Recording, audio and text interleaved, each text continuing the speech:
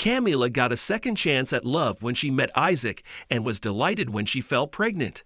However, her dog soon started acting strangely. Camila didn't understand it until it was almost too late. Before we continue, please take some time to subscribe to Dailydose, like and share this video with your friends. It might brighten their day and inspire them to do good. Also keep watching because an important lesson awaits at the end of the video. Camila sat at her husband's grave with his German Shepherd, Rocky, at her side. Even now, staring at his name carved into the marble headstone, she couldn't believe Harry was gone. In a matter of days, her life had turned inside out. A few hundred hours was all it took for an ER diagnosis of cholangitis to turn into sepsis, and then Harry was gone forever. Rocky whined and pressed against Camila's leg. She reached down to scratch behind his ears. "I miss him too, boy," Camila sobbed. "But you'll have to settle for playing find the treat with me now." Camila stayed a few minutes longer before adding the flowers she brought to Harry's grave. She and Rocky went home then, and she distracted herself for a few hours by hiding treats around the house for Rocky to find. The dog displayed none of his usual excited twirling and barking when he located the biscuits Camila hid among the couch cushions and outside. He may not have understood where his master had gone, but Rocky was clearly mourning too. A year later, Camila found a reason to smile again. His name was Isaac. They had a whirlwind romance. By the end of the year, Camila and Isaac were married and expecting their first child. "I never thought I'd ever feel so happy again," Camila confessed when she and Isaac were cuddled on the sofa one day. "It feels like a dream." "That must be because you're the woman of my dreams." Isaac leaned closer and kissed Camila's forehead. Camila snorted. "That was pretty corny." "I know, but I can't help myself. Being with you has made me realize that all the romantic cliches were once profound and original, beautiful thoughts inspired by amazing women like you." Camila hugged Isaac and returned his kiss. The romantic moment might have turned into more if Rocky hadn't hurtled into the living room then with his leash in his mouth. He barked at Camila and spun in a circle. Okay, you're right, Rocky. It is time for walks." Camila rose and clipped the leash to Rocky's collar. She never noticed the resentful look Isaac gave Rocky as they left the room. A few months into her pregnancy, Rocky became Camila's constant companion. Instead of lying outside in the sun or chasing pigeons, he stayed at her side wherever she went.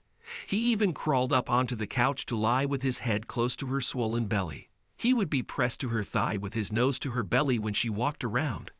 Every few steps she took, Rocky would bark. He would paw at the door if she shut him out when she was in the restroom and slept on the floor beside her all night. "This dog is driving me crazy," Isaac said at dinner one night. "All I've heard since I got home is bark, bark, bark." "He's protective of me and the baby," Camila replied. "I think it's sweet. It makes me feel like Harry's spirit is with me, looking out for me. We always wanted children, so maybe he's using Rocky to voice his jealousy too." Camila smiled down at Rocky, who lay near her feet with his head on his paws. She heard the faint clang when Isaac set his fork on his plate, and noticed him rise from the table in her peripheral vision. "You haven't finished your food," Camila called after him. "I'm not hungry anymore," he replied. A few days later, "You did what?" The toy Camila bought for Rocky squealed as her fist tightened around it. Isaac sighed and ran his fingers through his hair. "I couldn't take his incessant barking anymore, Cam. It was driving me crazy. Besides, he's part of your old life with Harry. I left him right outside the animal shelter, so I'm sure he's been taken in by now. He might even have been adopted already." "I don't believe this." Camila turned and put her coat back on. "Where are you going?" Isaac put his hand on her shoulder. "I'm going to find my dog." Camila shrugged him off and glared at him. "I don't care how much he barks.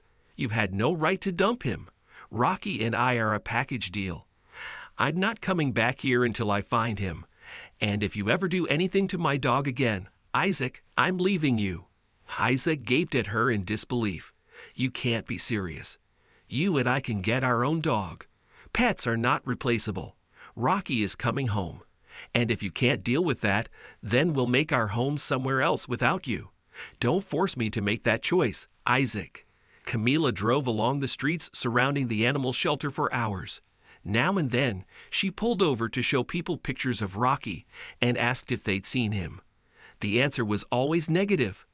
After speaking to a convenience store owner, Camila returned to her car and burst into tears. She was beginning to doubt she'd ever find Rocky. "Harry, if you can hear me, please help me find him," she prayed. "Lead me to where he is and keep our boy safe until I get there." Camila sniffed and wiped her eyes. She set her hands on the steering wheel, but didn't know where to go next. She didn't feel anything that might be Harry guiding her, so she drove around, taking random turns until she was lost. It was dark now. Beyond the orange gleam of the streetlights, a few stars flickered among the clouds. Camila pulled into a 24-hour coffee shop for a cup of decaf and a donut. A familiar bark stopped her in her tracks as she walked back to her car. Rocky. Camila dropped to her knees and threw her arms around her dog. "Who's my good boy? I'm so sorry, Rocky, but I promise you this will never happen again. Will you ever forgive me, Cam?" Isaac gave her a pleading look from behind a massive bunch of flowers he'd brought her the next day. It was an impulsive mistake. "I can't do this now." Camila grimaced as she felt another sharp pain in her lower back. Rocky whirled in a circle in front of her and barked. "I'm not playing with you now, boy." Camila shifted in her seat, but her attempt to find a more comfortable position caused her more pain. "Isaac, I think something's wrong." Isaac rushed to Camila's side. He helped her to the car and took her to the doctor. "Everything appears to be normal," Camila's doctor said. "I suggest you rest as much as possible. If you're still experiencing pain, we can discuss doing some tests." "I guess I can do that." Camila rubbed her lower back with one hand. "I have been feeling pretty tired and weak lately." Camila couldn't get comfortable. No matter how she lay in bed, something disturbed her. If it wasn't the pains from her lower back, it was the normal discomforts of pregnancy bothering her, a kick to the bladder or shortness of breath. Rocky crawled up onto the bed with her and refused to get down. He booped her hip and barked at her belly. "This baby's going to come out fluent in dog," Camila muttered. She rubbed Rocky's soft fur, but he wouldn't be distracted from his nudging and barking. "I wish I understood you, Rocky." Camila rolled onto her side to face the dog. "I feel like you're trying to tell me something." It quickly became apparent that rest was not helping Camila. Friends and family who came to visit remarked on her sallow appearance. "Maybe I need to give it more time," Camila replied when her sister urged her to return to the doctor. "Dr. Smith was highly recommended. I'm sure he knows what he's talking about." Her sister shook her head. "Yeah, I'm sure a gray-haired man knows plenty about women's bodies. Please, Cam, make an appointment with my gynac. She's amazing." But Camila was reluctant to change doctors at this stage of her pregnancy. She soldiered on until the day she collapsed. Early one morning, Camila was going to the grocery store for milk when Rocky planted himself in front of her and started barking at her belly. She grabbed his collar to move him aside, but he wouldn't budge. "Come on, Rocky." "I'm just going to the store." She pointed toward the sitting room. "Crate, Rocky." The dog whined but ignored her command. "You've really become naughty since I fell pregnant," Camila scolded him. "All this barking and climbing on the furniture." She pulled on his collar to lead him to his crate, but then pain lanced through her lower back like a hot needle. Camila fell to her knees. Rocky was there, his body pressed against hers, helping her stay upright. He whined as he licked her face, then broke into staccato barks. "I guess you were right, Rocky." Camila slowly folded herself to the floor. Black spots peppered her vision, and her head felt light. "I should have trusted you." Rocky's cold nose pressed against her face as the darkness closed around Camila.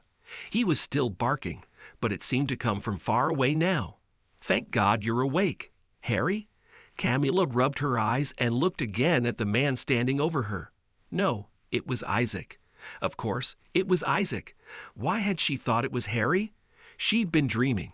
She glanced around the room, and all lingering tiredness fled from her brain as she took in her surroundings. "You fainted, and I rushed you to the hospital." Isaac took her hand as he answered her question before she could ask it. "The doctors are running tests to figure out what's wrong." Rocky knew. Camila tried to sit up, but found she didn't have the strength. "I think so," Isaac frowned. He came and dragged me out of bed.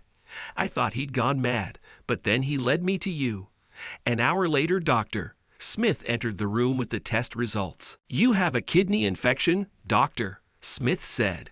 It didn't show up in the initial urine sample I took from you, but blood cultures confirm you have high levels of bacteria in your body. We're going to start you on a course of antibiotics immediately. Camila soon recovered from her infection. When the hospital released her and she returned home, Rocky started behaving like his old self again. I don't understand it, Camila said when she called Harry's brother, who'd given Rocky to her and Harry as a puppy.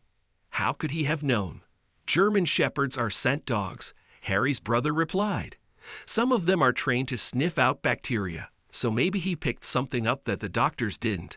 It's not unheard of for dogs to detect illnesses in their owners. I guess it's possible. Camila reached down to pat Rocky's head. He's always loved to play hide-and-seek games. A month later, Camila gave birth to a healthy baby girl. She was perfect in every way. When Camila and Isaac brought her home from the hospital, the first thing she did was introduce baby Lily to Rocky. Did I ever tell you how deeply sorry I am for misjudging Rocky? Isaac asked as Rocky snuffled the baby. Without him, well, I might have lost both of you. Rocky and I accept your apology, Camila replied.